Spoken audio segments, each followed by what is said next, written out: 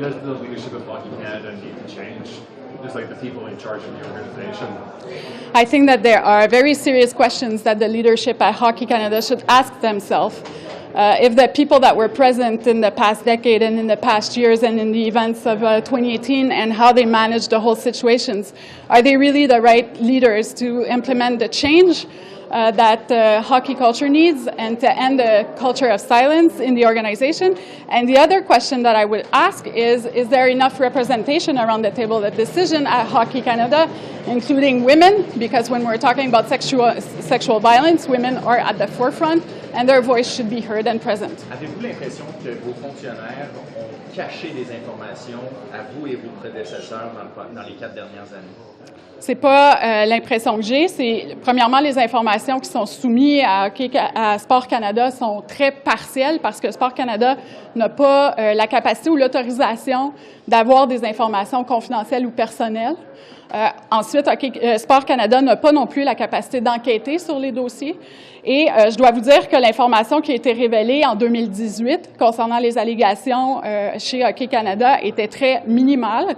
Et d'ailleurs, lorsque j'ai eu l'appel du président de Hockey Canada le 24, soit 2 jours avant les révélations qui ont été faites par TSN, les informations qui m'ont été transmises à ce moment-là étaient aussi extrêmement partielles. Et j'ai découvert l'ampleur de l'histoire en même temps que tout le monde le 26 mai. Alors, dans le contexte actuel, est-ce que vous croyez que ça prendrait un nouveau mandat à Sport Canada pour avoir cette capacité-là d'enquêter ou de réviser de façon plus précise les fédérations sportives?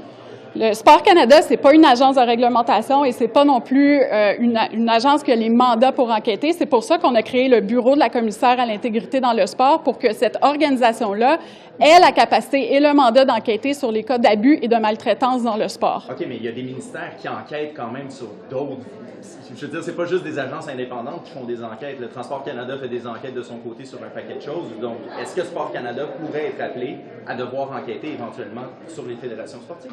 Les organisations sportives qui sont financées par le gouvernement fédéral sont autonomes et indépendantes et on n'a pas de pouvoir d'autorité. Ce qui lie Sport Canada et la ministre avec ces organisations sportives-là, c'est des ententes de contribution. Donc, le fait qu'on leur donne de l'argent public, on peut leur imposer des exigences. C'est ce que je vais réviser au cours de la prochaine année, d'ici avril 2023, ce qui va inclure des meilleures exigences en termes de pratiques de gouvernance, en termes de responsabilité, puis de rendre des comptes, de transparence, et aussi d'outils qui sont mis en place par les organisations pour assurer la sécurité des athlètes. Donc, c'est un travail qui s'en vient. Puis, je vais m'assurer que Sport Canada ait la capacité de faire les vérifications nécessaires pour s'assurer qu'on remplit les exigences qu'on leur donne.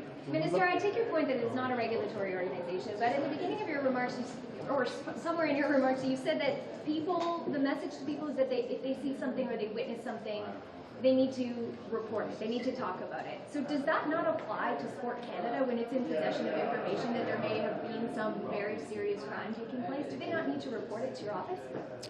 Well, I've asked that from now on, such situations are reported to me and that Sport Canada reports to me when, allegations such as the ones that we've heard come up. But the responsibility that Sport Canada has is to make sure that the sport organization takes the appropriate steps to deal with those situations. In the case of Hockey Canada in 2018, Hockey Canada told Sport Canada that they were reporting and that they had reported the event to the local police, and that was the right thing to do because this was a criminal situation. But should that not be reported to the minister's office because this is a criminal matter? It's not just some kind of dispute that can be settled civilly. These are serious criminal allegations. Should that not go to the minister's desk?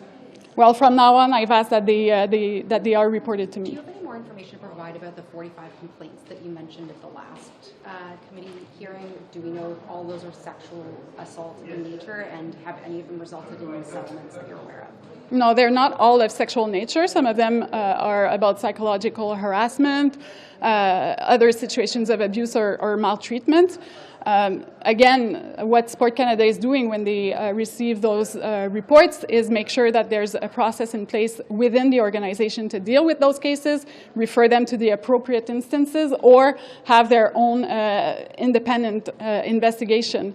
And one of the things that the athletes told me since I've started speaking with the athletes since my nomination is that very often they don't trust the system in place by the federations because the independent mechanism is paid directly by the federation.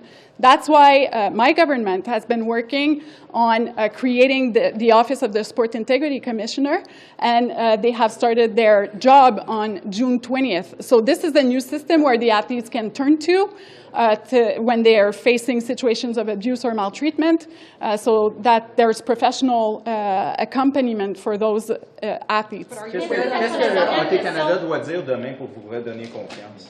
Bien, Hockey Canada doit clairement nous dire en quoi les personnes en place présentement dans les postes de leadership chez Hockey Canada sont les bonnes personnes pour faire les changements au niveau de la culture, entre autres la masculinité toxique, la culture du silence à Hockey Canada. C'est pas la première fois qu'on entend des vœux pieux par cette organisation-là.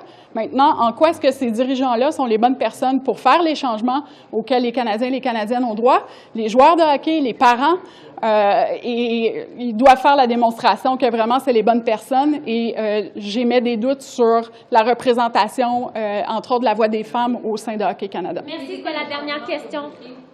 C'est quoi les changements que vous voulez demander à Hockey Canada à partir du témoignage de demain?